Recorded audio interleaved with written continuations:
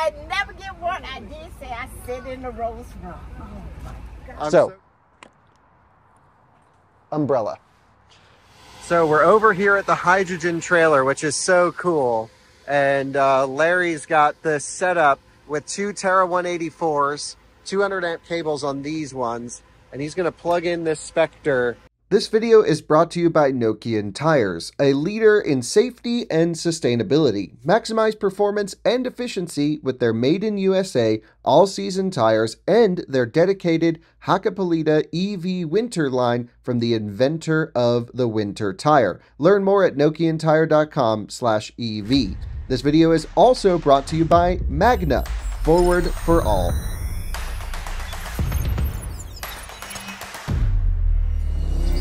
Hello and welcome to another Out of Spec Reviews video. You join me in Greenville, South Carolina with the Rolls Royce Spectre. This video is going to be a hodgepodge of clips and videos and testing of the first ever electric Rolls Royce. We're lucky enough to do some nerd tests for you. Of course, we're going to do a driving review. We're charging it up right now, as you can see. When did you ever think you would see a Rolls Royce Spectre at an Electrify America charging station? And it's just so cool that we have the opportunity to spend some time with this vehicle doing what we've been needing to do with it. So join me as we evaluate the Rolls Royce Spectre for the first time.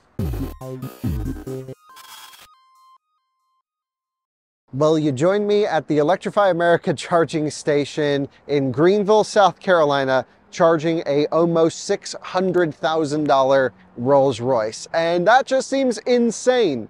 I have to tell you, we're going to go back in time later in this video where I'm going to drive it for the first time with my friend Scotty from A Girl's Guide to Cars and Francie, of course, who runs the Out of Spec podcast. But I wanted to do the intro for the video, the full tour, after I had the chance to spend some time with this vehicle. So you'll notice it'll be daytime later in the video, nighttime now, but the information is as good as I can bring to you at the moment. What's interesting about Rolls Royce is, unlike most car makers, unlike most people that we work with in the industry, they don't really have that many tech specs to share on this particular one. The thing is, a Rolls Royce buyer isn't traditionally the nerdiest person worried about road tripping range and all of these things. So when I came and I was like, hey, we're here to drive the car, and like we had arranged for us to drive this thing, they were like, what are you talking about? Like, a Rolls Royce owner doesn't care. But I'm like, no, our audience cares. We want to know onboard charger capacity and range and efficiency. And that's what we're all going to find out in this video, finally. So if you're interested in buying a Rolls Royce and you're a nerd, this is the video for you.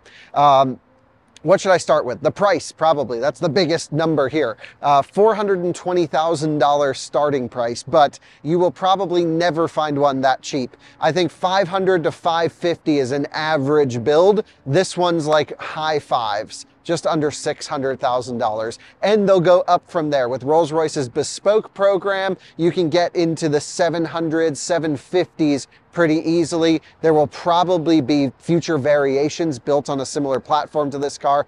I'm thinking, how cool would this be if it was a convertible? A drop head would be amazing. So I think we'll see an electric Rolls-Royce top $1 million in just a couple years. And guess what? They are completely sold out.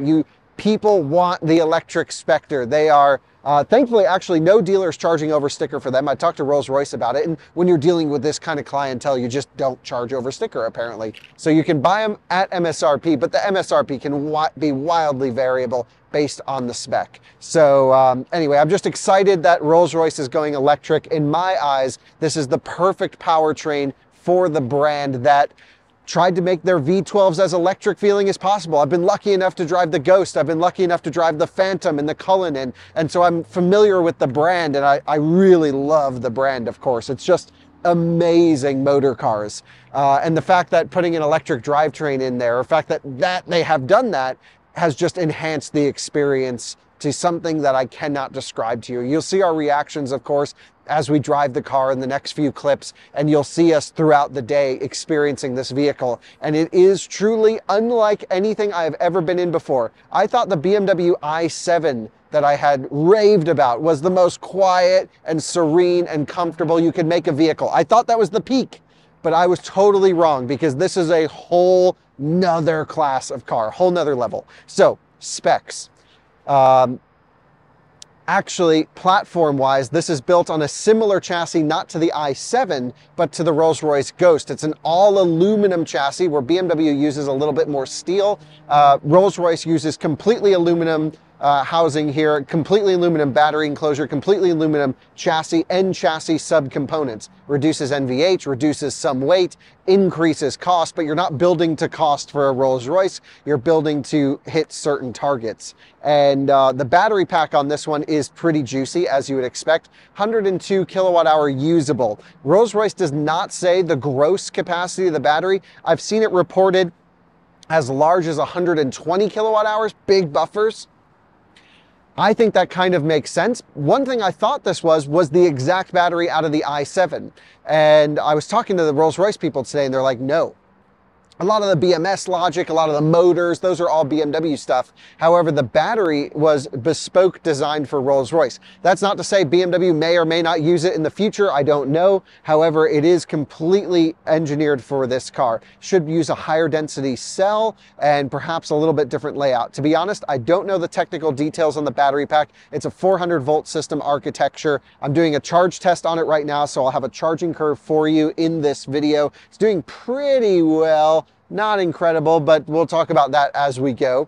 And, you know, it's just, you know, it has enough range. And what is the range? It's 266 miles EPA. And Rolls-Royce, interestingly, did the EPA certification on the 23-inch wheels, on these wheels, which is wild. There's a few different wheel styles, but there's a 22 and 23 inch. It's also, actually, I think pretty surprisingly, the first Rolls-Royce to ever have a factory winter tire option. So you can actually spec a Pirelli OE winter tire, 22 inch size for that one. And honestly, I think they need it. People in Aspen are gonna want these things. In Canada is a huge market. Actually, out of US and Canada, 10% of Rolls-Royces are sold in Canada. Pretty interesting. So, yeah, I mean, big numbers here. So you have, you know, the range is fine. I think the average Rolls-Royce Phantom gets driven like 2,000 miles a year. The average Rolls-Royce owner across the brand drives about 3,000 miles per year. And Rolls-Royce is expecting people to drive this even less than their Phantom. It's electric. Most people buying this car, 60% of sales are going to existing Rolls-Royce customers. 40% are going to houses where this is their first Rolls. But of course, I think this is not going to be anyone's road trip car. I don't think you're going to roll up to an EA station and see anyone driving it across the country. Now, if Rolls-Royce wants to loan me one, I will happily cannonball this New York to LA and have a very comfortable, wonderful time. But it's just not really meant for the road trip thing. So range, to be totally honest, doesn't matter. Recharging time, I would argue, does. I think there certainly is a large group of owners, probably the majority, that don't care about range, don't care about charging. We'll just plug it in at home or have their driver take care of charging it and filling it up. However, I do think we're starting to see a younger crowd get into the brand, a more tech-focused crowd get into the brand. And these are people that are going to use their vehicles. It's a car, after all. Enjoy it. And so that's why we're making this video, for those owners who want to know how it really performs in the real life. The motors themselves are, in German speak, externally excited, electric externally excited synchronous motors. Silly name. It is like a form of an induction motor, if you will. There's no rare earth material in there. It's a 6-phase motor in the rear. Unsure about the front motor. It's very rear biased though. It's like just over 100 kilowatts on the front axle and about mid 300 kilowatts on the rear axle. It's 400 and something kilowatts of 500 and something horsepower. It's plenty. 526 PS, I think, is the actual rating in terms of power output. We're going to do a launch. We'll experience it. The car is not meant to be a race car. It's just meant to have enough power to move. And it certainly is sprightly. It's certainly properly powered. And the car's so soft and so, you know, tuned down that when you floor it, the nose comes up to the sky. And yeah, you don't need any more power than this one. It's certainly on par, if not faster, and more responsive than the V12 counterparts. Speaking of that acceleration, a lot of journalists will tell you that it's not as jarring on tip-in. It doesn't give you all the power from zero. Just talking to a lot of journalists around the event today, I'm sure you'll see that in articles after they've driven it. My impression's actually different. I think this thing launches hard, it rips quick, and it's fairly instant. I mean, even with Francie in the passenger seat, I would just smack down the accelerator pedal at times. She was like, whoa!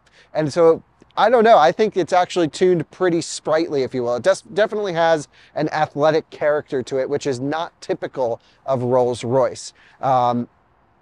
Yeah, I mean, and should we just talk about the styling? That was some tech stuff, but holy smokes. To me, I honestly wish it was four-door. I think I should start there. I'm not a fan of two-door vehicles in general. Some of you know I own a two-door car, my Polestar, and that is just so annoying to get in and out of. However, when you start having coach doors like this, doors that open the other way, now in tight spaces, it's a little bit nicer to get in and out of. You do always feel a little exposed getting in and out of the car. I don't know, it just feels odd. I'm not used to reverse opening doors, but I do like the idea. Of course, the doors are powered, so I can just click a button. He says, on the outside of the door panel, and it will automatically close. Model X has had that since when did it come out, Brandon? What? Model X, what year? 2016? Late. Yeah, late 16, so not new technology, but new for Rolls-Royce. And, you know, what should we say? It's huge. There's no storage under here, by the way. There's nothing under the front trunk. The Spirit of Ecstasy is down in there. They spent, was it 800 man-hours redesigning the Spirit of Ecstasy to be more athletic? To be honest, I couldn't tell a difference. It looked the same. She was like a little bit more hunched over. Let's see if I can pop her up real quick. I don't actually know how. Yeah, maybe a lock-unlock situation will do it. Let's try that. So I have the key. While we're doing a lock-unlock, let me show you the key to the Rolls Royce Spectre. It is juicy. This one is commissioned in the second leather color over here. And you can see a lock and an unlock situation, but the Spirit of Ecstasy hasn't come up. So we'll get it up in the video. You'll see it, you know, of course, later on. Really simple running light on this particular one, a dual headlight inside of the housing. We're starting to see this trend to have a headlight in a lower housing than the running light.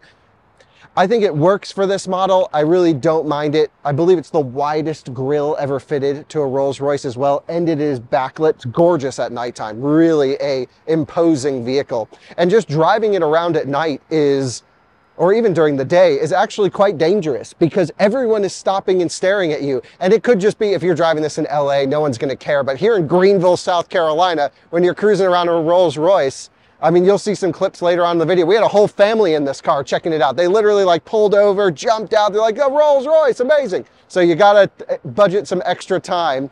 And we have that clip coming for you. And they were just so thrilled to experience the brand. And so I was happy we were able to let them do that. Some other notable features on this vehicle. This is the first ever Rolls Royce to feature level 2 driver assistance. And so it actually uses the BMW Active Driving Assist, which is amazing. So really locked in its lane. We'll do that in the video as well. You can see the radar down here. So you have a long range radar. You have a dual, I believe, camera, maybe triple, but I think dual camera up on the windshield, which is awesome. And I haven't shown you the rear of the vehicle, so come around the backside. And then, of course, I'll take you on a tour of the interior. A couple things to note on the key. There's an unlock, a lock, which is the Rolls Royce badge, a hotkey that you can program to whatever you would like. And here we have a really quite beefy rear end. I actually think the rear end's probably the least attractive end of this car. Certainly spec can help. The taillights actually have no internal color to them. And so when these lights turn off, they're clear tails. Some people love them. I don't really love them, but am I going to critique this car in design? Yes. So I guess I'll continue doing that. Trunk space, massive, huge, just goes for days. You know, when you make a car on the same dimensions within centimeters of a Phantom coupe, well, you just get magical things here. You get a huge hood, you get a huge trunk and a huge cabin. This is like driving what feels to me like a Suburban around. I mean, you really have to angle this thing around. Thankfully, it has, I believe, 3.5 to 4 degrees of rear steer, which we'll notice when we drive it, which is honestly needed and so nice to have this agile character to the vehicle at low speed. Just take a look inside. I'm really glad I'm able to bring this vehicle to you at nighttime. This one is commissioned with the Starlight door panels. So I'm sure many of you know and have seen the Starlight headliner. If you peek inside, Francie, you can have this to represent the sky on the night of your birthday or the day you were born or of your marriage or whatever you really want. They have shooting stars built into it at random. It's all done by hand. Hours and hours of work per vehicle go into this particular one, and it's just amazing. The options and spec lists are truly endless, and you know, you're actually going to see two different specifications of Rolls Royce Spectre in this video. This particular one in this sort of jade green color, which is pretty nice, and then a white one, white on black, very safe color combo. I think if you're going for one, you should really option the pink one, which is the launch spec, and it's like pink on salmon. It's gorgeous. It's amazing. I love that one. So, umbrella. The reason there's an umbrella here, I don't actually know what it is. I'm sure there is one, but so you don't get wet. But it's also like for your chauffeur to shield you if you're getting out of the car, and there's like ways that you can use this to like hit someone and stuff to like for protection. We were talking to the Rolls Royce guys. There's a whole Rolls Royce driver course, how to properly drive the car, how to properly handle a customer, a passenger, and well, I think it would be really cool to go to that one day. I would love to do so. The audio system is bespoke. I mean that literally. It's from the brand Bespoke, and it sounds 8 out of 10. I actually think the iX Bowers & Wilkins is better. I'm not sure if this is the base system or the top system. It's certainly got enough punch, but you can tell the sound system wasn't the focus of this vehicle. So I think a lot of, like, of course, music rappers, I'm just trying to think like who would be buying this car. Just spec up the sound system if you have the option to above whatever's in this one, because it's like totally acceptable and totally fine, and no one buying this car is going to complain unless you're an audiophile, and then maybe, okay, you just want a little bit more clarity, a little bit more separation, a little bit more envelopment is what I would go for. You can see this one also is spec'd with the VIN plate here at the bottom. I would skip that. I think this looks a little bit tacked on. And the backlit Spectre badge with the bright work. Everything is fully customizable, even to the backlit screen here. So when we're driving, this has a particular color in it inside this instrument cluster here. However, it's only able to be spec'd at the time of ordering, and it cannot be changed. It's digital. You should have the option to change it, but you can't. So if you like accidentally make it flamingo pink and you're like, ah, crap, my car's green, well, you got to order a new one. There's nothing you can do at that point. And there will be someone who misses that option and does order a new one, because this is Rolls Royce. I'm trying to think what else I should tell you about it. I mean, I really just want to take you for a drive. We'll learn about the car as we go. Perhaps I'll show you on the inside. Francie, if you have a seat in the back, let's show everyone how that works in the back seat. This whole day is kind of pieced together because we're also here not just driving the Spectre, we're driving the Hydrogen X5, we're driving i7, we're driving combustion vehicles, plug-in hybrid vehicles. It's BMW Test Fest week, basically. Don't forget the floor mats. The floor mats are insane. Thank you, Brandon. They are the thickest, nicest floor mats I've ever experienced. Francie was saying she did not want to wear shoes in this vehicle. It feels shameful. It feels shameful, yes. It's absolutely amazing. So the backseat review, Francie, I'm going to hand you the mic. Why don't you give us a backseat review? Show us the cup holder, show us the controls. What can you actually do back there? You do have some, you know, thermal management controls for HVAC. Great. So it's pretty nice back here. I sat back here for a, you know, a couple hours today. So there's a lot of controls. You can turn on the seat heater, but not the seat cooler, from what I found. That's an option. Oh, you can option that. Okay. Of course, the air. You can also control how bright the stars are from here, which is, I guess, nice. You can control it. I mean, I say so. I was able to do that earlier. Maybe not right now. But yeah, it's pretty comfortable. 2 cup holders. You have your whole own 2 USB-C chargers. Yeah. Oh, and you have this little window here. So, not bad. I like it back here. How about legroom? I'm just going to put the seat back, and then you also have the option to adjust the seat. Yeah, so you can move the seat forward and back. You can use this to fold it forward, of course. I have pretty good leg room for a really tall person, so no, I'm pretty short, but it's been comfortable. We've had some tall people back here, so as long as you can scoot up. I mean, headroom, really great. Again, of course, I have one short perspective, but I'd say it's pretty comfortable back here. And how about exiting, getting in and out? I don't have too hard of a time. I do think what Kyle just did, the whole hand-holding thing, is part of what it's like to open this front door. It is motorized. Explain the doors. Okay, so if I now sit in the front seat, well, I'll let it move back for me, of course, a little bit at least. So if you sit here, the door's already open. I'd like it to close. This little thing that looks like it's, you know, to close a window, I pull it up and closes the door for me. So that's pretty nice. And then if I'd like to open the door, I'll come around to the other side. Okay. So it's pretty nice. The doors, they did speak about how heavy they were. So the fact that they have them assisted is kind of nice. But I feel like this is a bit about like someone taking your hand to help you out of the car. So you pull it, that opens the door. And then as you pull, it's motorized open. But you know, if you hang on to this thing, it'll swing right open. So you do have to, I'd say, if you're a lucky Spectre owner, make sure that you don't smack it into a bollard when you're definitely out charging at a public charging station. But you should mention, because actually, if you can come back in the car and show everyone that. Yeah. As it's opening, if you try and stop the door, your natural reaction is to, of course, pull it towards you, which will just accelerate the opening of it. So it's actually pretty scary when you're driving one of these things around and you don't want it to open. So you pull it once to open it, and then you pull it again. It just keeps pulling. So if you pull to stop it, it's gonna fight you. Yeah, it's gonna do what it's told. Keep opening. Yeah. Minor problems in the Spectre. Minor. Just don't park next to anything that you want to ding, I guess. Well, you join me in the driver's seat now, and as I hit the brake pedal, my door comes in for a close.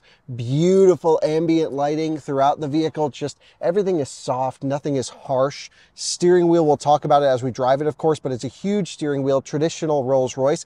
I think a bit too thick. I personally prefer the really thin Rolls Royce steering wheels in these vehicles. But what I want to do is take you on a quick tech tour of this one. And it's basically the new iDrive, I think 8.5 is the new one. So it's really not unusual. They have the Rolls Royce skin on there, but now it actually has a name for the operating system. First time for Rolls Royce. It's called Rolls Royce Spirit. Thank you. I almost forgot it. I mean, I did forget it. You reminded me. Thank you, Francie. Rolls Royce Spirit. So of course you have your home screen that you can customize different things on here. But then I think it's like not the most user intuitive operating system on the planet. There's just a bunch of apps and stuff. First time ever in a Rolls Royce. You actually have YouTube built in here. You have Spotify, so I can load this up and pull up my music. I have it tuned to my stuff right now. And it's identical to BMW, just honestly on a smaller screen. Rolls Royce has never been about leading tech or, you know, sort of being on the breaking edge of what's coming out that's new. They've always said, we'll wait and see what works and then implement it once it's perfect. And to me, this system is great. I think most users are going to go through, set their settings once and never go through it again. Interestingly, we'll get into the drive settings. There's no like sport mode or anything in here, but let's at least see what we can do. So we have CarPlay and Android Auto, both actually similar from the BMW world. First time in Rolls-Royce that you get those things, which is great. You have charging settings, so you can set a charging limit, AC or DC, not a DC limit, but you can set an AC charging limit from 6 to 48 amps. It has a 48 amp onboard charger in this particular one. So I think I can go here and boom, 48 amps is the maximum. So very similar to what we see from BMWs. We have a DC, or a charging limit in terms of state of charge maximum. But Rolls-Royce recommends you charge this vehicle to 80% every day. My recommendation is anywhere between 30 and 50% for storage. I think a lot of Spectre owners are just going to be using it around town. The car is going to sit for a long time to really preserve the longevity of the battery. I would charge it to, you know, anywhere between 30 and 50%, set the limit down there, and you can just let it go. Right now I have it set to 100 because I'm doing a charging test for you, which we'll get to later in the video, of course. You can force unlock the charging cable. You can manually precondition the battery pack and activate it here. Of course, as you select a charging station in the menu, it will automatically go as well. This vehicle does support multi-contract plug-in charge, so you can have one for Electrify America, one for EVgo, one for out-of-spec charging, one day as there are multiple contracts to put in a vehicle. In Europe, that's a thing. In the US, it's just starting to come on. Fan loudness is also an interesting selection here that seems pretty fitting for Rolls-Royce. BMWs have this one as well, where if you live in an environment where you don't want to hear the fans kick on, or especially in places with noise regulations, you may set this to restricted. What it will do is slow down your charge as the battery gets hot or as charging components get hot, and rather than clicking on cooling systems to continue charging at full power. We're going to leave that unrestricted for now because we're doing a charging test and I want the maximum performance. Also, we heard the fans kick on. We heard the chillers kick on in this car. It's so quiet. It's just unbelievable. In terms of climate settings, everything is fairly normal in here. You can have it auto recirculate. There's air ionization as well, which is great. Yeah, let's go into the driving settings and see what's here. So we have driver assistance settings.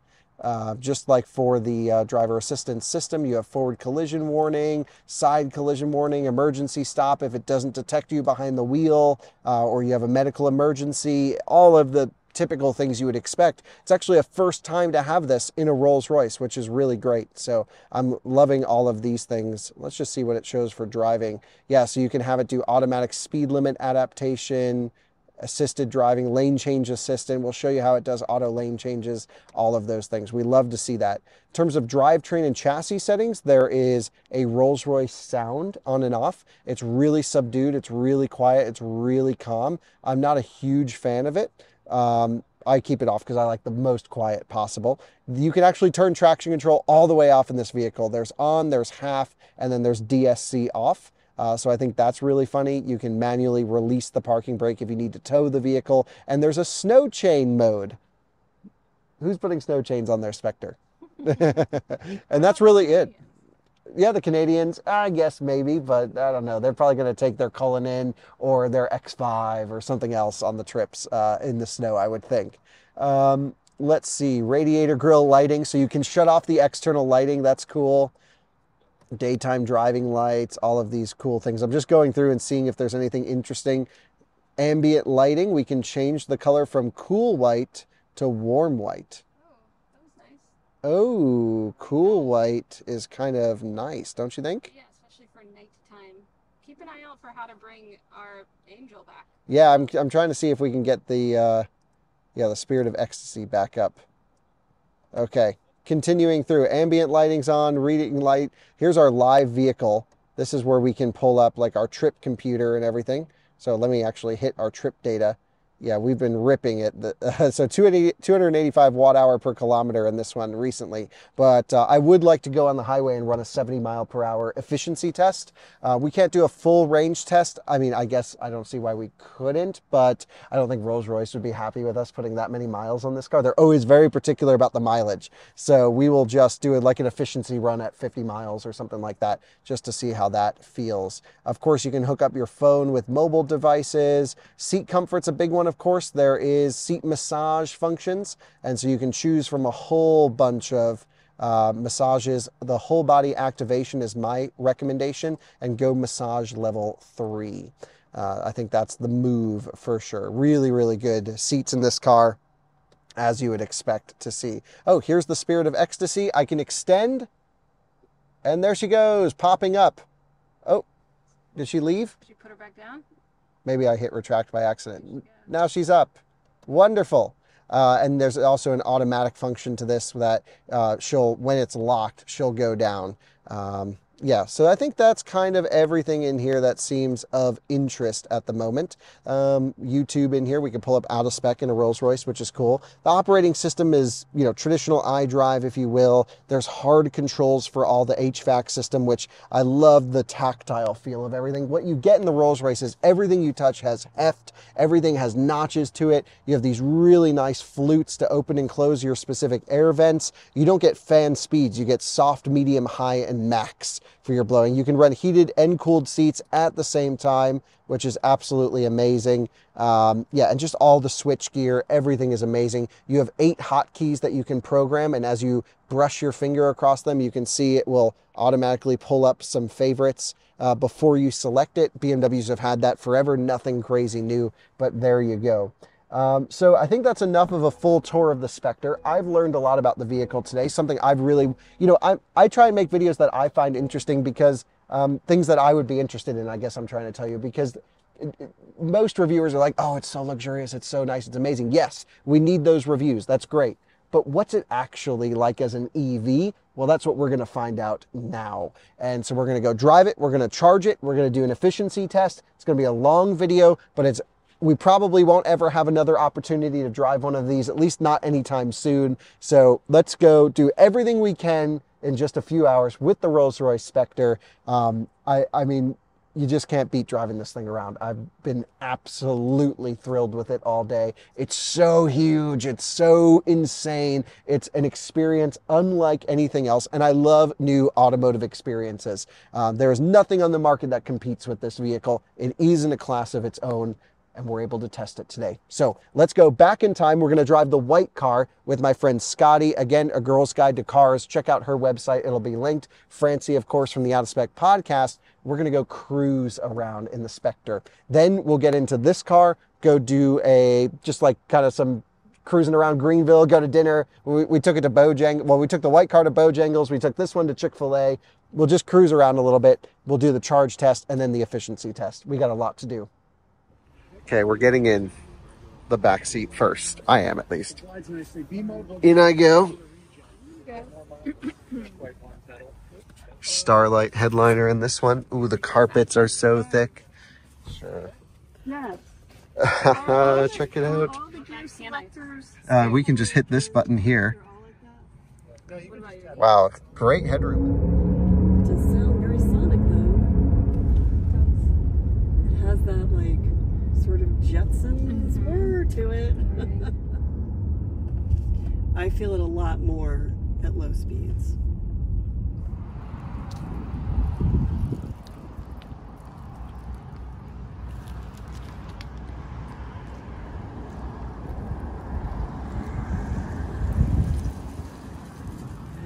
All right, so when the light goes green, Scotty's gonna give us a full throttle acceleration and see what this thing can do.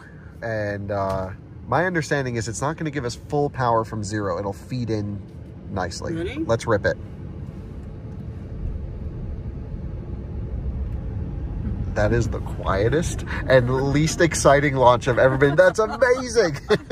Well, I did stop when I got a little past the speed limit. I don't want to get a ticket. Allegedly, we went past the speed limit. So cool. Man. But you feel it. You really feel it, right? That is the most magnetic feeling you could ever have. Yes. Because it's just no noise or sensation of the car, just nose to the sky and we're off. Definitely not the fastest ever, but it is very comfortable, I'd say. Magnetic is an interesting word to use, Kyle. It kind of feels that way. And it is so quiet.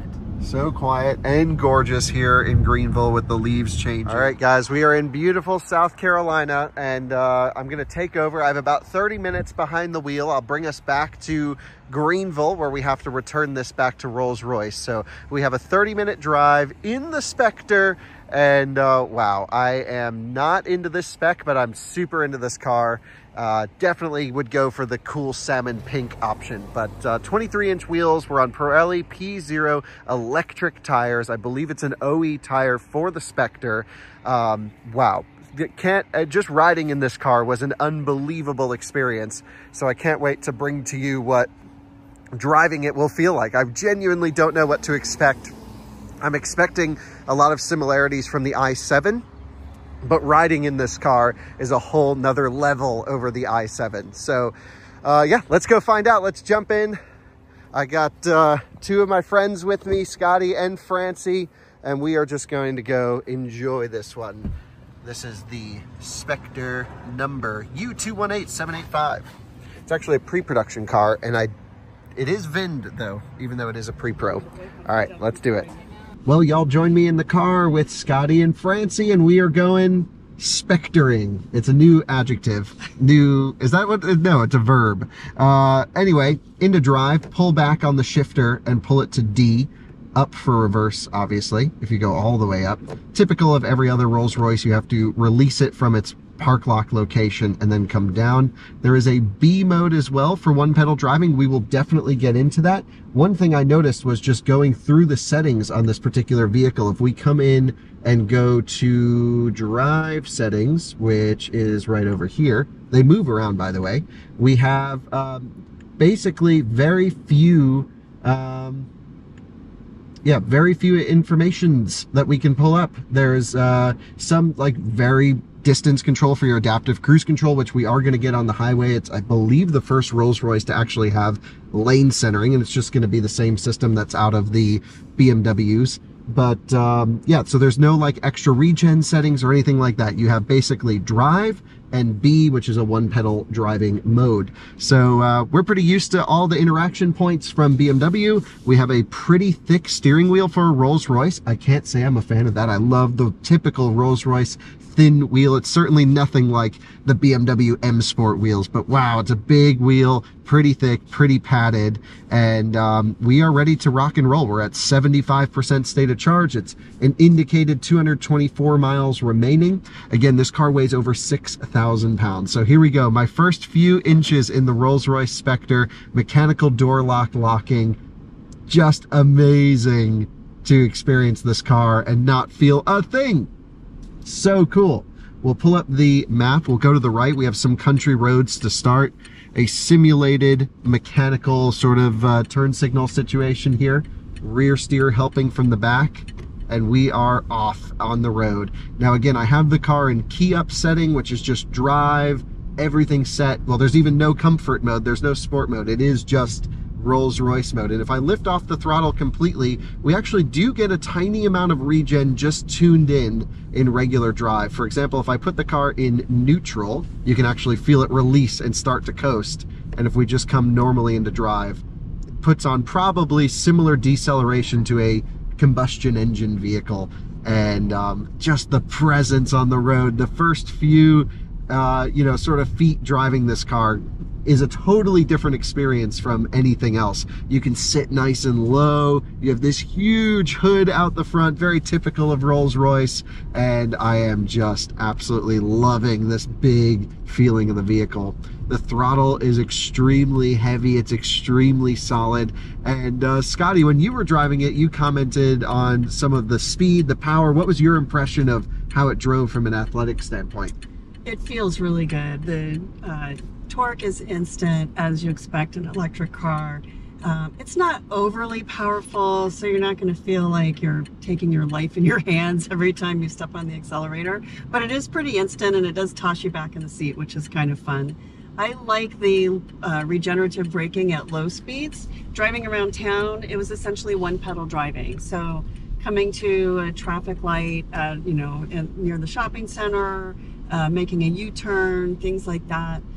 It was super easy to just lift your foot off the accelerator and come to a complete stop. And once you get the feel of, and you learn how to do that, and with the speed that you're going, and you really kind of develop that muscle memory, it's just the best. It is just the best. There's no second guessing, and there's no, you never feel like you're out of control. You're always in control. So I think they did a nice job with that. Absolutely, and I haven't even experienced it yet, but let's try it now. So I'm going to click B on the gear stock, which typically was L in the old models, and it basically just put the transmission into a sport mode profile. It was really, if you're descending steep grades, it would drop it down into a lower gear, avoiding a giant sinkhole on the right.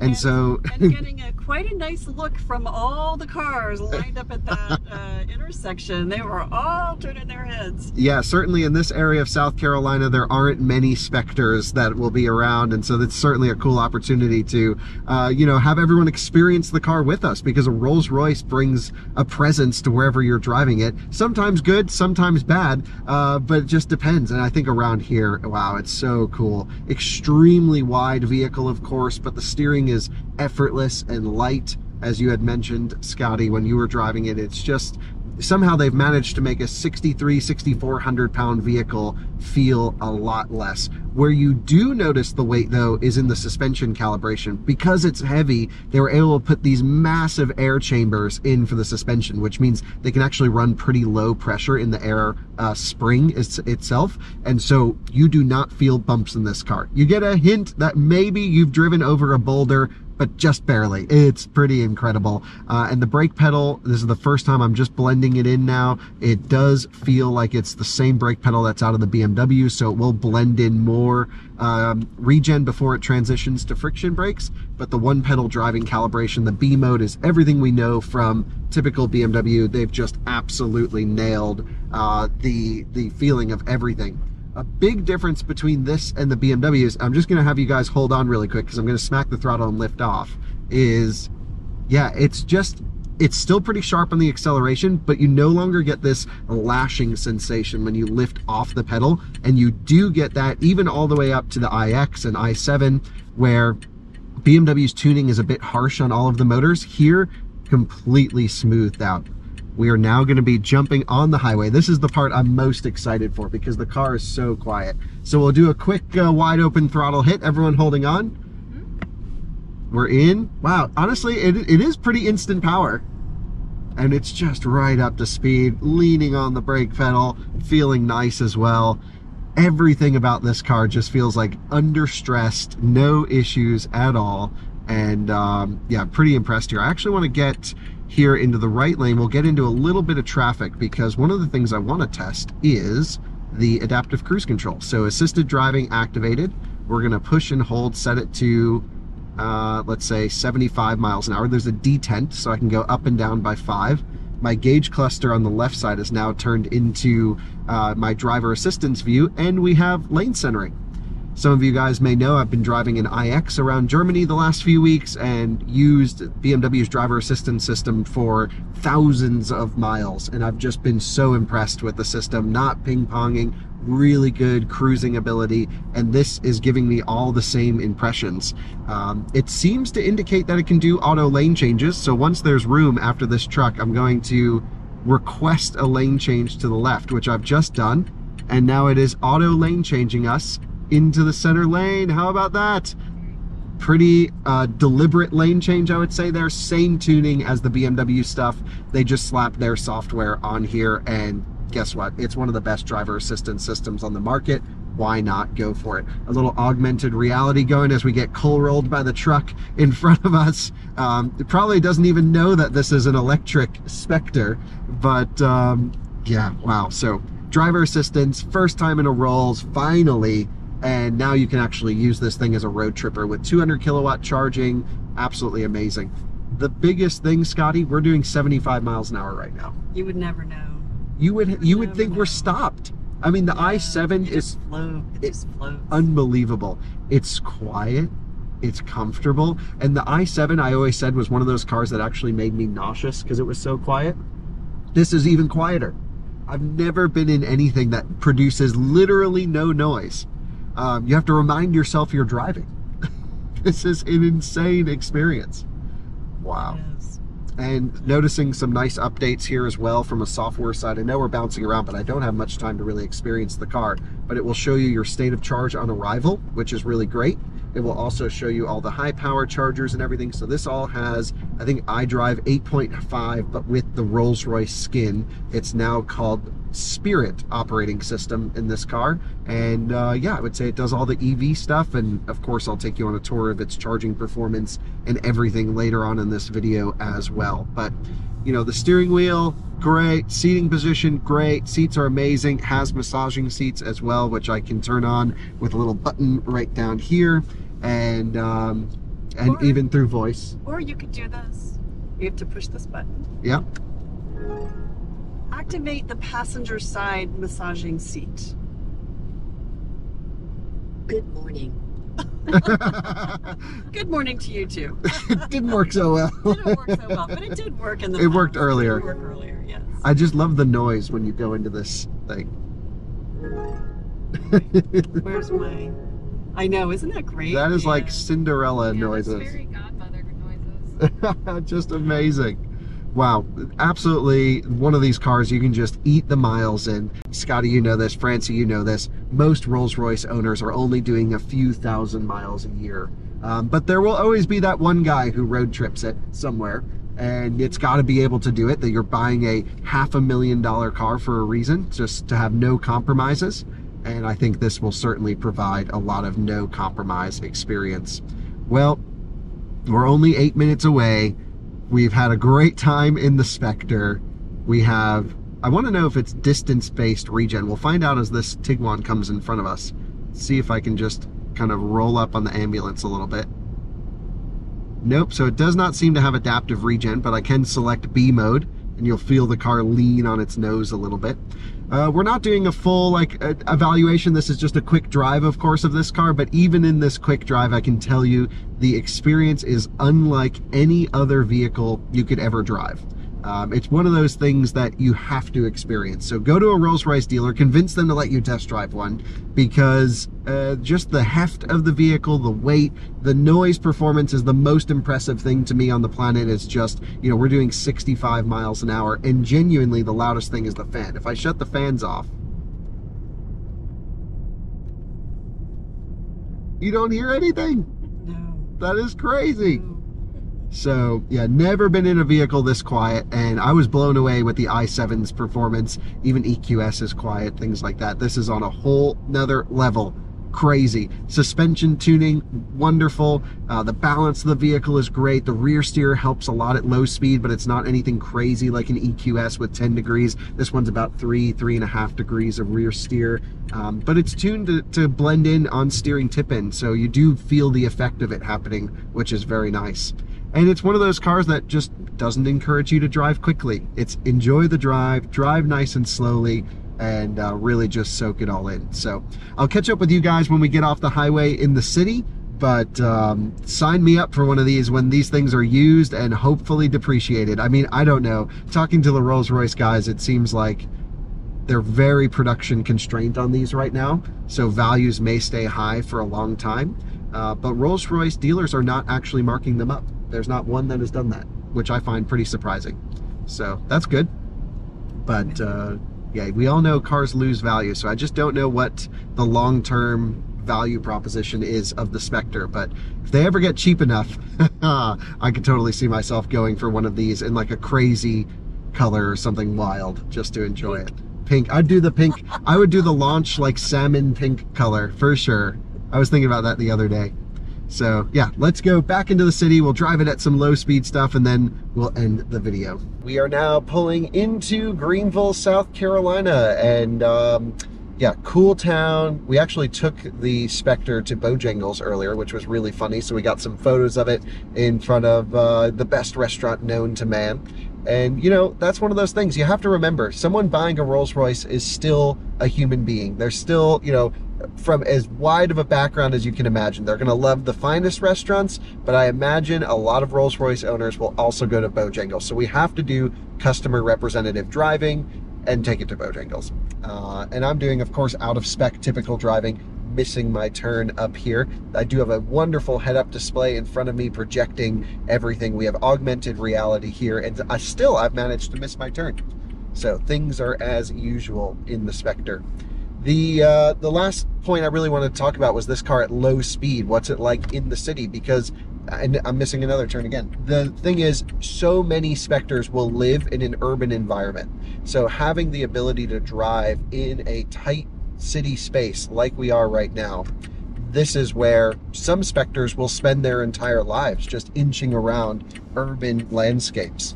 And having the rear steer is nice. Having this really great turning radius we found out is really nice, but it's still not nimble and it's still not small. It's a giant car. Actually, proportionally, it's only a couple centimeters smaller in every dimension than a Phantom coupe, which is crazy. So, and that's, of course, they don't make that car anymore, but this is really the spiritual successor, is that how they would call it, of the Phantom coupe. And I think we'll see, of course, tons of improvements coming to Spectre, new variations. My guess is we'll see a drop head version of this. We're going to see Spectres that can be configured through the bespoke program, well over $1 million. It's one of those cars that this is a great starting point, and this is a very lightly optioned car, even though it does have some nice things in it. It is crazy to think for $500,000 it's lightly optioned. but it is, because Rolls Royce people can go insane. So I can't wait to see some of the creativity that comes to the builds, the new materials that no doubt owners will be infusing into their vehicles. And yeah, just an experience of a lifetime to drive something like this for sure. The wonderful tuning of the existing BMW Group parts bin motors and the bespoke battery for this particular one, having 102 kilowatt hours, is honestly plenty. And I think a lot of Spectre owners are only going to be using a few percent a day. Of course, some of them will be road tripping it and using the car, and it sounds like the charging curve is going to be great. The thermal performance isn't going to be an issue, and it's ready to handle any task. So there it is. We're in the city. We're just about to return the Spectre. I'll let the ladies finish up with final thoughts. So Scotty, what is your summary of the Spectre? This is a beautiful car. It just is a beautiful car. It is exactly what it should be, quiet luxury. So it's super quiet. It's super luxurious. In many ways, it's sort of under the radar, you know? It's a two-door coupe. It is, you know, it's a sedan. It's not super flashy. It just is what it is. To me, it feels like a very natural next step for Rolls-Royce. Totally agree. I think if they were going to electrify any product, this should be on the list. I'm glad they did it. My personal preference is a four-door Rolls-Royce, like a Ghost style, or really, honestly, I'd love to see an electric Phantom one day. Yeah. Of course, Rolls-Royce will go electric. It is no doubt the perfect powertrain to choose for them. That was a long yellow, so we'll just go anyway. You know, it's like they already tried really hard to make their V12s electric feeling as possible. Mm-hmm. Why not just make the whole car electric? Francie? I'm waiting for the Cullinan. Sorry. Yeah, no, great. Cullinan. Electric Cullinan. Yes. That's in your future. I could see you cruising around in one of those things. Yeah. Could be epic. So, Francie, your opinions in your first Rolls-Royce experience here? This is my first Rolls-Royce experience. I'd say it's a great one to begin with. Yeah, really beautiful car. While it's not flashy, definitely people are noticing it, which is really fun. But yeah, luxury for sure. It's extremely quiet. You can tell that you're in a also giant vehicle for what it is, heavy. And yeah, I'd say it's a beautiful car. Does what it needs to and more. Yeah, really cool experience. Well, thank you both, Scotty and Francie, for joining me on the first time I've driven a Spectre. This was a great experience, wonderful place to do it. Always wish we had more time to drive these cars. Right. But hey, I'll take an hour over no hours. So fun experience, and we've only burned maybe 10% through this whole drive in an hour. Pretty amazing. All right, we are going to go charge the Rolls Royce Spectre. Everyone's so confused why we wanted it dead. And they're like, why do you want to go charge this car? But they must not watch. Right. So anyway, I guess everyone's doing photo shoots over here and doing some cool stuff with that. There's my friend Katie. And I think she's been in other out-of-spec videos for like the last 10 years, actually. Back in Mini Takes the States days from 2012, something crazy. So anyway, we've got the Spectre here. It just came back from being test driven all day. Yeah, different color. They have two vehicles here. It's at 40-ish miles of range indicated, so pretty low. CCS1 charging port. This will get NACS to get supercharger access. So yeah, apparently they have a hydrogen powered charger that they're charging up all of the vehicles with. Of course, they have hydrogen X5, and there's the white one, the white Spectre we drove earlier. But their DC charger is fed from hydrogen, which is kind of cool. So we are going to juice up the Spectre on that charger and take a look at the charging curve. Very much looking forward to this. Katie, you know where to get to the charger, right? I do. Hell yeah. So we have this thing. We are at, I don't know, 20% state of charge, roughly, is kind of what it looks like. Battery's preconditioning. And we are going to cruise over to this hydrogen-powered charger, which someone told me was 400 kilowatts, but I don't know what to believe. So we have to go get our eyes on this thing. To see if it's real. Yep, Let's so go. We'll go B mode for one pedal driving, which I do believe you have to engage every single time you get in the vehicle. And we are off in the Spectre. Katie, have you been in this before? This is my first time. Thanks for having me, guys. Really? Yeah. Appreciate it. Should be fun. Left or right? You're actually going to go to the right? Okay, so we'll take the long way. You're going to go left? Yeah. Okay. Because we're going, well, we got to, you know, just go around the city real quick. Oh, of course. Turn signal's nice. Off we go then. So we're gonna go cruise around. We've already shown you guys how it's driven. We'll get it over to the charger, plug it in, and see what it's like. But let's go enjoy a little cruise around Greenville in the Rolls Royce Spectre. So we're over here at the hydrogen trailer, which is so cool. And Larry's got this set up with 2 Terra 184s, 200 amp cables on these ones, and he's gonna plug in this Spectre. And Larry, briefly, could you just explain to me how this works? Yeah. Sure. So this is our mobile EV recharger. We take hydrogen. We have 8 30 watt or 30 megawatt. No. Kilowatt. Yep. Ballard 30 kilowatt fuel cells. Yep. That we produce the electricity with. We charge the batteries, and we run the batteries through the inverters to charge the cars. And then you go through these ABB units. So cool. We'll definitely do a full in-depth video on this solution at some point soon, but we're actually gonna jump in the Spectre because I do want to get you guys a full charging performance situation, and we're gonna go take it out of the skiddy. We're skipping dinner, and we're taking the Rolls Royce for the night. And we're gonna do some charge testing, which is what every Rolls Royce Spectre owner cares about. Yeah. So some folks came by to check out the Rolls Royce. What do you think of it? Yes, I love it. Oh, it's so cool. it is. Oh, if I never get one, I did say I sit in the Rolls Royce. Oh my God. I'm so glad we stopped here and you got to check it out. Yes, I love it. Oh, it is beautiful. Oh, look at, oh my God. It's got Starry Night. Yes. Oh. Well, you join us at Sam's Club with the Spectre, charging it up, at least attempting to. We're at, there's still like 20 miles of range remaining. I think that's 15%, something like that in the vehicle. It did pop up with a low battery message on our very comfortable drive over here. And I just, before we ran it to 0, didn't want to I wanted to make sure we could at least get it to charge, because with prototypes, sometimes it gets a little bit complicated. With EA, sometimes it gets a little bit complicated. And so, yeah, basically, this i4 is stuck at like 50 kilowatts on this station. So we know we're not going to use that one. This is having a reconnection situation, but I know that the Lightning's charging well. So I'm going to make sure we can at least get some juice in this car before we completely run it out. That way we don't have a dead Rolls Royce and I have to call them and be like, oh, we drained the car and it didn't charge. So we're going to make sure that we can get it charging before we do a charge test. Auto door shut. We've run into viewers here at the charger and we figured out that charger's broken. So typical Spectre experience. You know, that's what they're going to have to deal with. Oh, well, yeah. Until NACS happens, which is soon. So that's why they're switching to NACS. So we're going to move because we want to drain it to 0 because we did a test charge on this one. You checked. I was talking to him. Yeah, it went up to like 192 okay. kilowatts. That's the max. And it was happy. So yeah, it worked. Good stuff. Yeah, I got the window down, which is why you can hear the helicopter outside. But if I roll up the window, let's see if you can hear it. Barely. Very barely. It's just whisper quiet in here. So yeah, we're going to let the Ioniq 6 dude top up. Our charging port is closed, right? It's not powered on this. No.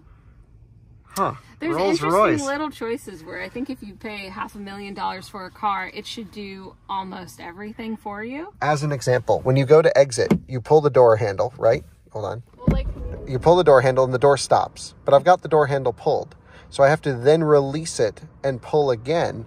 And then the door's opening. But let's say I want it to stop. I pull really hard on the handle to stop it from opening. And it's blowing the motors through your force. It's true. You could end up hitting something. But it also does feel like, I mean, if you do it underhand, and so yeah, you have to pull it.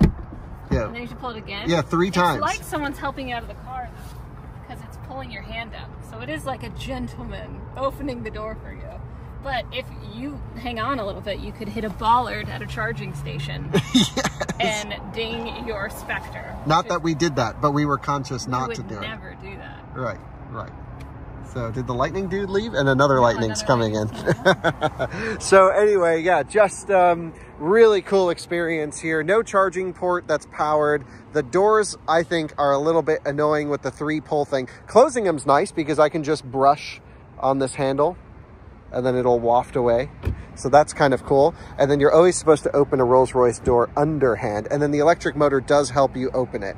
That door closes, I can barely hear you. Say it again. When the door closes, you just sound like mumble. mumble, mumble. I can barely hear you. There is no other car that's as quiet as this one. It's crazy. And then, of course, Right, and then the auto door on that side is just wild.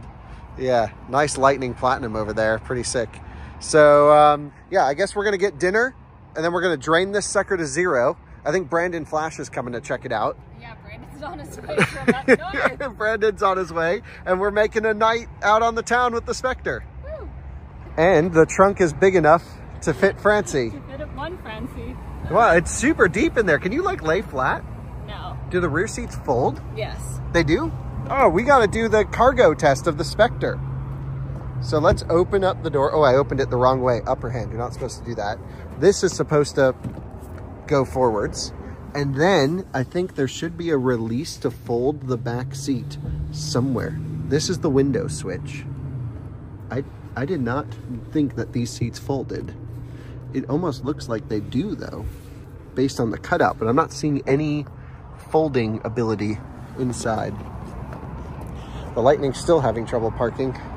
He's going to another charger that doesn't work. Oh no. EA. Yeah, you want to save them, but you can't save them all. Yeah, they'll figure it out. It's got BMW 3 Series trunk closers. So they don't fold. No, I mean, maybe from back here. I was feeling around. They don't. No. But they do. What's That's this nice strap? because you can still fit like plenty of suitcases. This is like a nice leather strap of some kind. Suitcases. Yeah, I don't think the rear seats fold. We're just out draining the battery to 0, and we've got a power limit now at close to 3% state of charge, something like that. So you can see the gauge on the left now has the square with the exclamation point in it, which is the same sort of symbol that you get in a BMW. And you can see I still get regen, but it's no longer this orange dial. And if I floor it, it still goes to 0% reserve power, and then I'll get regen there. But you can actually see we're at 94% power limit here. As we go towards a dead end, we're going to make a U-turn. By the way, amazing turning radius in this vehicle. Just epic with the rear steer. So nice. And yeah, let's go plug this thing in here at 0 and charge it to 100. Full power, man, it's still freaking boogies at 3% state of charge. That's wild. We'll get to the charger at 1%. How many Rolls Royce Spectres will ever get down to 1%? I don't know. But I also love how there's no crazy warnings, no crazy bongs, just a little bit of a power limit, 92% now. Orange little battery indication there. And range, 8 miles. Francie, you are taking the Rolls Royce Spectre for a quick drive. Yes, I am. And what is your impression of the Spectre? Overall today, I have a great impression of the Spectre. Behind the wheel, very fun. I mean, it is a giant car. Yeah, you were mentioning some blind spots. I totally agree with you on some of those. I'd say like all here, like just out of the side of my eye. A lot of that periphery is yeah, there's a blocked. bunch of stuff around here. Yeah. Mirrors are huge and really close. So I'm straining to see a little bit. So there's that. I mean, it's a giant car, which you said before. I can see over the hood at least, which is nice. But yeah, to the sides there, you have to kind of look around to see what's around the corners. Yeah, I mean, it's so smooth.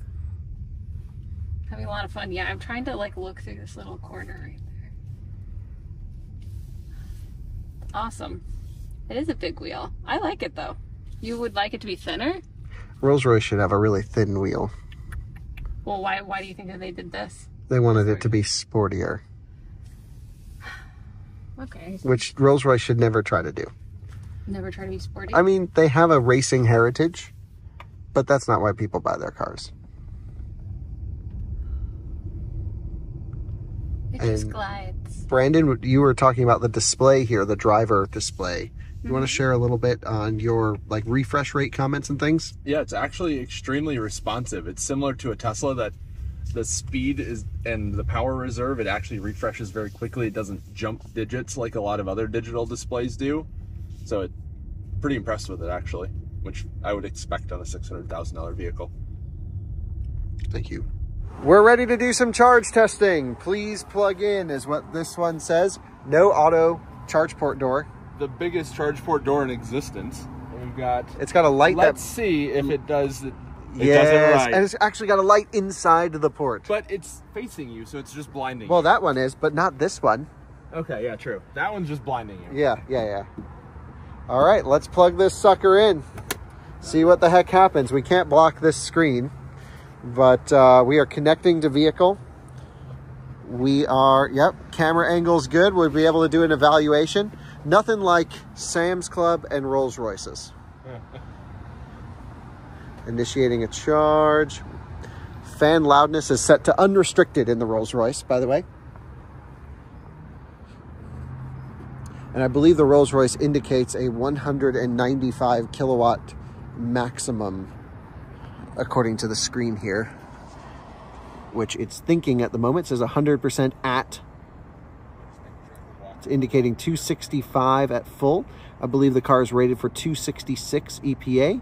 Oh, look at that, 205 kilowatts on this one. Earlier today, when I saw it plugged into the hydrogen charger, it was showing 195. Is that true, or is that an IX? Yeah, I think 205 for sure. Wow, ramping up hardcore. Love it. All right, so we'll let this thing charge, and I'll give you the evaluation, of course. But we are juicing 500 amps, baby. Love to see it. All right, guys, we're going to plug in the Rolls Royce Spectre and charge it from 0 to 100%. We're going to do this in real time so you can see. Sorry, it's sped up, but I'm going to show you the clip as I'm talking, of course. Battery is preconditioned. We ran manual preconditioning all the way down to 0, and we are rocking. So again, it's a 400 volt-ish system architecture. It'll be a little bit lower when it's dead, and you can see we're at over 190 kilowatts. Just brushing up on 200 kilowatts now at about 20%. That makes sense. As pack voltage rises, we're good to go. A little weird dip here in the middle, 190, 180. During this time, the chillers were kicking on and off the car, and so I'm thinking maybe the battery was just slightly warm, but thankfully we had a charger that just delivered everything. You know, the thing with the Spectre is we're not getting huge peak speeds here. We can only do 500 amps at 400 volts, roughly 200 to 205 kilowatt peak. I think the most we saw was 201. And is it that important that this car is a rapid charging vehicle? No, I just think it needs to have a good curve, and BMWs are known for having good curves. Here at 50%, 120 kilowatts peak charging, it feels a little bit weak to me. And I've noticed this from i7 and iX. They charge really great down low. They're a little bit weak in the middle, but the thing is they don't die off from the middle. They just kind of hold steady until the end. So if you're gonna do a road trip in a Spectre, my recommendation is charge it from 0 to 40 to 50%, try and get to a charger as low as possible, zap it up, and then head to the next one. However, if you wanna do a deep charge, this charging curve is actually great for a deep charge here. You can see here at 70%, we're doing over 80 kilowatts. That's pretty good.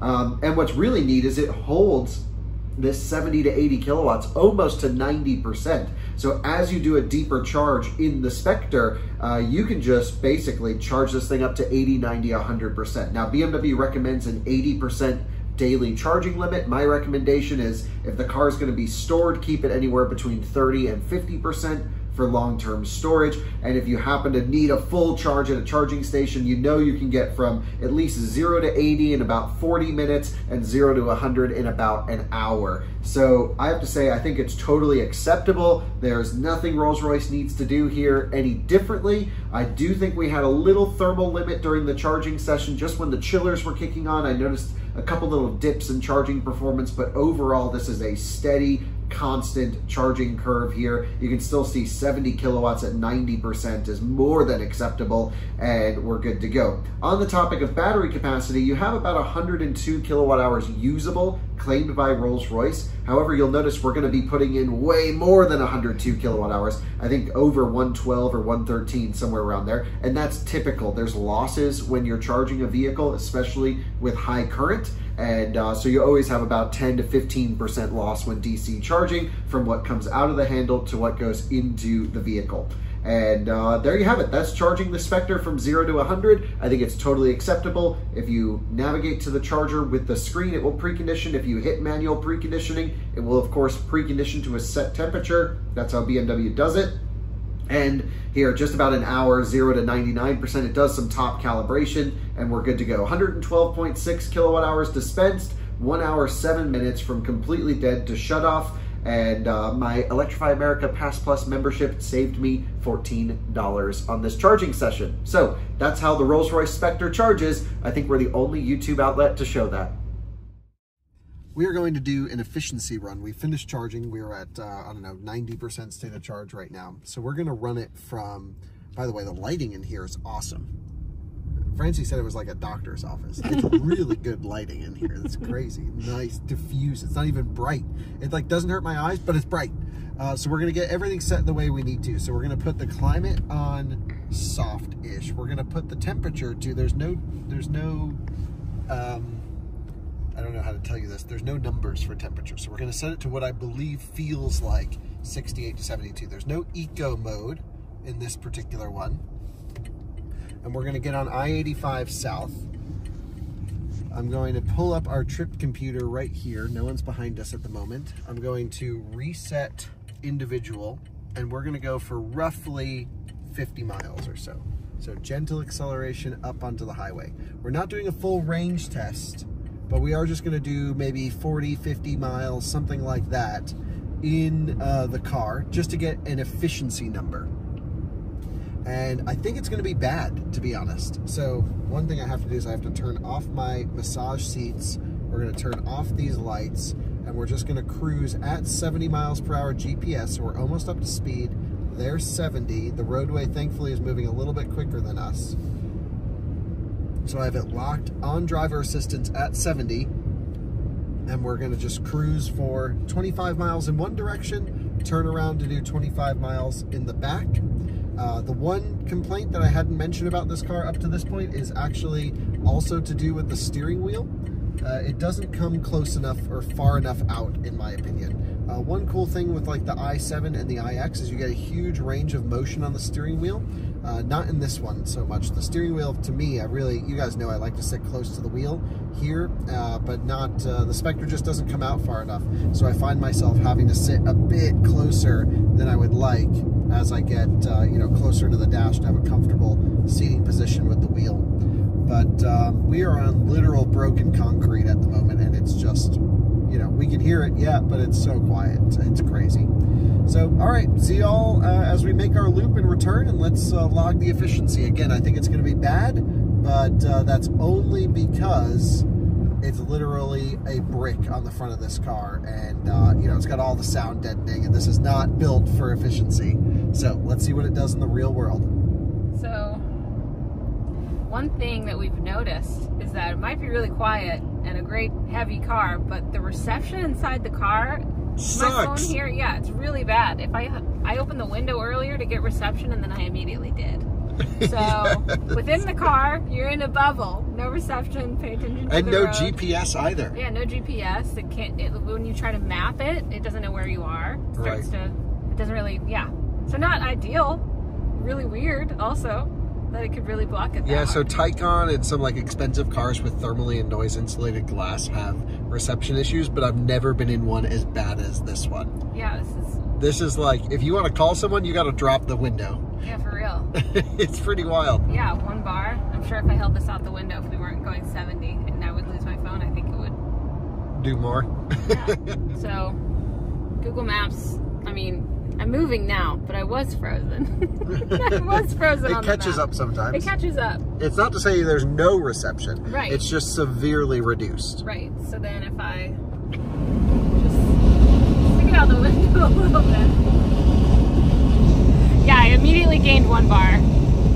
So it's up 1 bar now? Oh, it's up all bars now. It went from 2 bars to 4 bring it in, bars. Bring it in. So 4 bars. And it was at 2 bars. Yeah, roll up the window. Let's see how long it takes until it closes up the reception here. Well, I've already lost 1. Down 1. Down 1. Down 1 bar.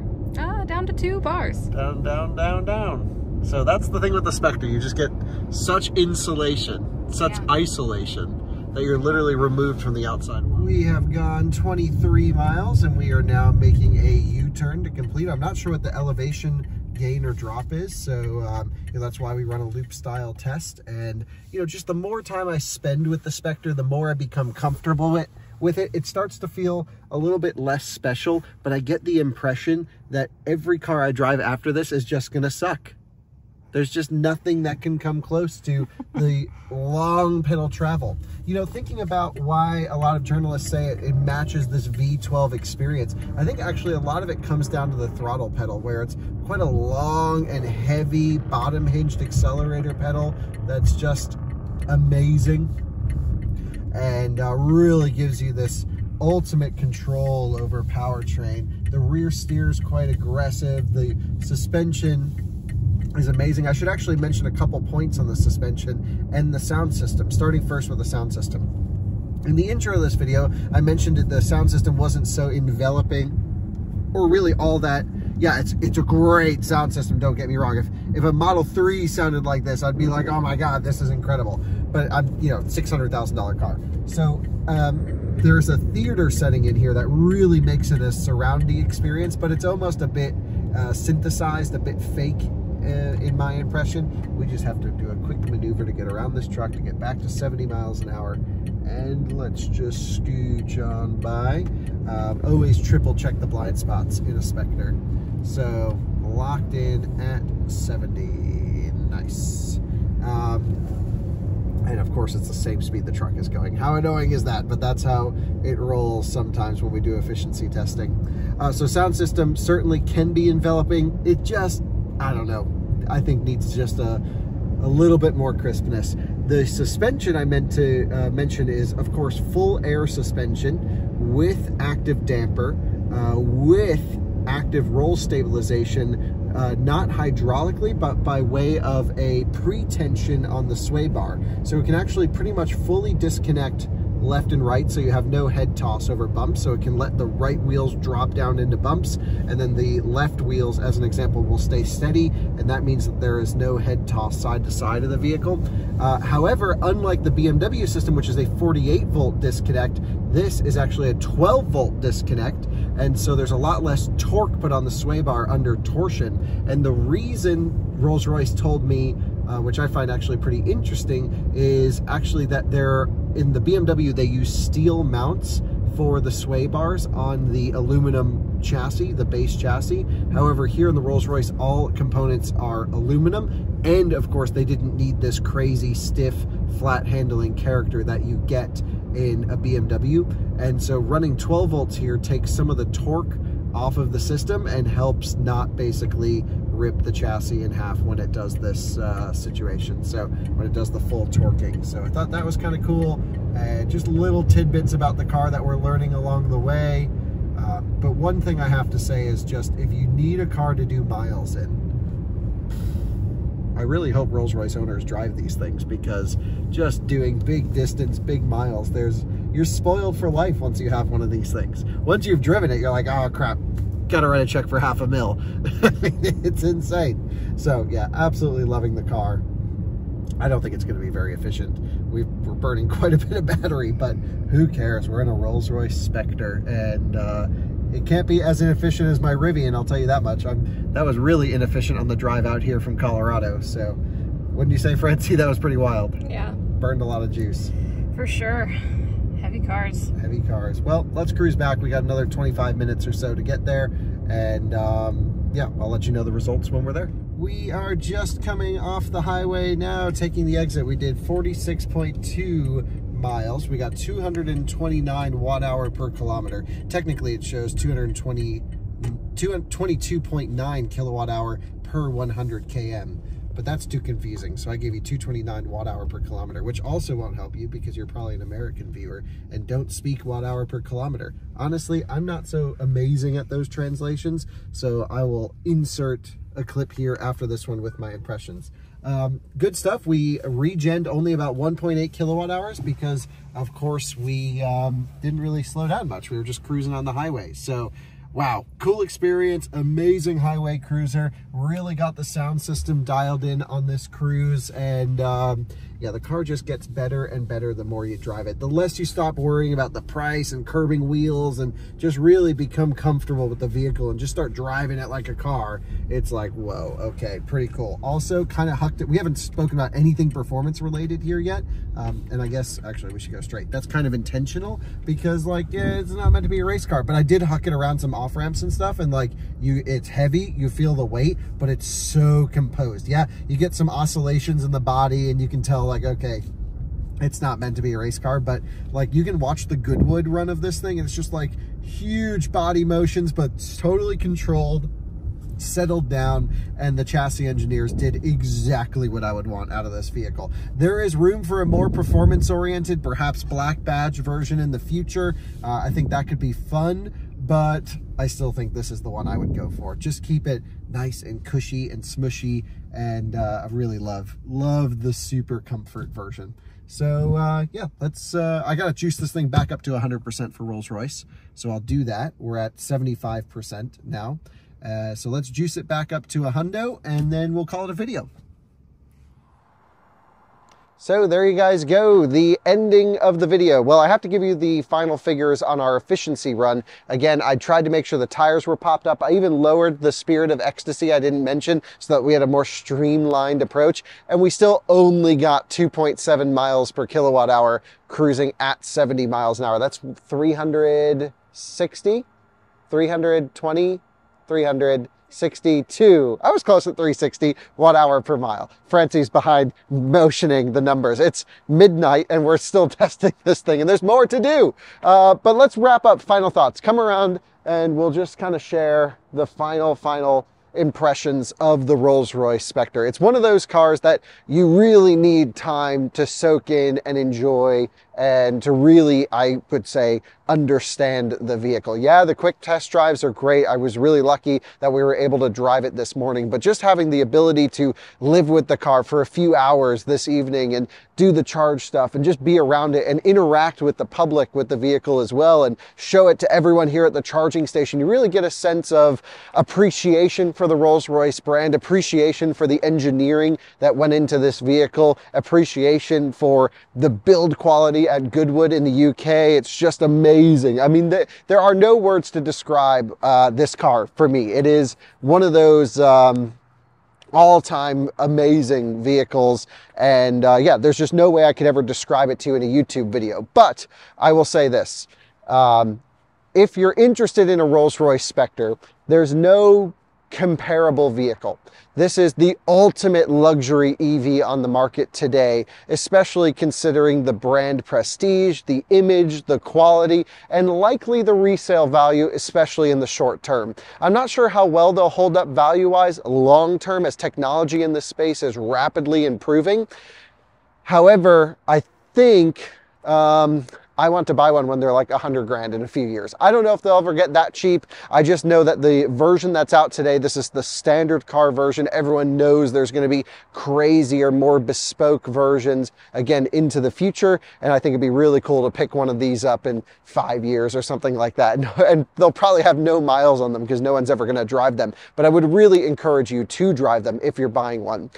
To sum up the vehicle, this is the highest quality driving experience I've ever experienced. The inputs are all incredibly well calculated, weighted as well very heavily, and it's just, again, indescribable to you. The noise performance is what really blows me away about this car, but as I was able to live with it, the throttle pedal tuning, the steering feel, the suspension calibration, all of these little things that you're like, oh, I just hit a bump that looked like it was the size of a boulder and you didn't feel anything. Just amazing little things that you start to pick up as you drive. Yeah, pretty crazy. And again, the price is totally worth it because there's nothing else that you can buy that's like this. You know, if you have the money for a Spectre, you're not going to be worrying about if it's 420,000 or 470,000 with options. You're going to get one and it's going to be, again, somewhere between probably 500,000 and 600,000 for the majority of the builds out there. And that's just what they go for. And I think you're not going to get, again, a better driving experience for the money if this is what you're interested in. This isn't going to be a race car. And if you have one of these, you probably also have a race car. It is just the ultimate electric two-door I don't even think two doors matter. I mean, it's just the ultimate electric car is what it really is. So I'm so lucky I was able to experience this one, to bring you along with me, to do the out of spec stuff. I'm not sure if I'll ever have the opportunity to drive one again, but I certainly hope to do some cool things with it. I'd like to end with Francie's final thoughts on this one. I really am speechless. I don't know what to say. I love it so much. It's just one of those extremely impressive cars that really, even in my job, we very, very rarely get to sample. So let me pass the mic off to Francie and then we'll end the video here. Of course, Kyle has probably said it all, but this is an incredible car to drive it. I mean, it's like cuts like butter. The steering wheel, the acceleration, I love the color and everything. The inside, the interior, I mean, the effort that went into it to make it a luxury vehicle is very clear. And while sure, it doesn't have the best efficiency, yeah, I do think this is the top luxury option on the market. Very, very amazing EV. Thanks for watching. See you on another one again soon. Bye-bye.